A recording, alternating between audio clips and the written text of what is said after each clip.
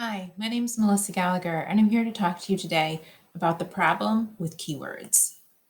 So, keyword instruction often happens in schools where we teach students that if you see such and such a word, it indicates a specific operation or procedure. At the elementary level, you might see posters such as these in classrooms.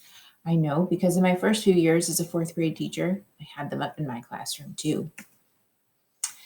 In middle grades, you might see things like this, perhaps written on the board, is over equals percent over 100. In a high school classroom, you might see rules such as this, where we see the multiplication rule and the addition rule. Where this becomes problematic, especially, is when teachers teach students um, that when they see the word or in a problem looking at probabilities, that that indicates that we're looking for the addition rule. When in reality, if the events aren't mutually exclusive, then that's not exactly the way we want to apply that rule. We can't just add those two probabilities. So let's take a specific example and kind of look at why keyword instruction is a problem. So if we take the case of each is a word that is often taught to students as being related to multiplication. So let's take a look at a word problem. Jill had 36 candies. She placed 6 in each bag. How many bags did she make? A student who has received keyword instruction and been taught that the word each signifies multiplication may take the two numbers in the problem, 36 and 6, and think to themselves, 36 and 6, and I must multiply because of the word each, so 36 times 6 equals 216 bags. A teacher might then ask, is that a reasonable answer? Does this even make sense to you? But if a student has been taught to look for the keywords, then they might not have been taught to really make sense of the problem. Keywords are not helpful for many reasons.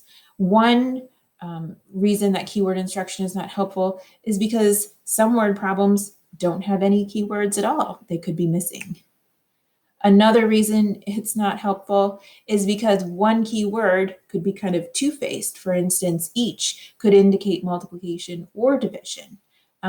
So a keyword can indicate multiple procedures or operations that might need to be done.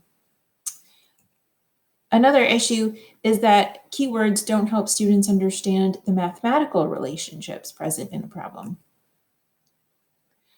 And then lastly, research has consistently found that keyword instruction doesn't help students be more able to solve word problems. So in research where students have been given an intervention where they were explicitly taught word problems, students who were successful in solving word problems before the intervention were still successful after the intervention.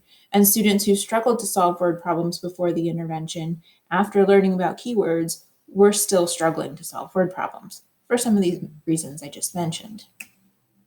So what should we do instead of keyword instruction? That's kind of the goal of our article here.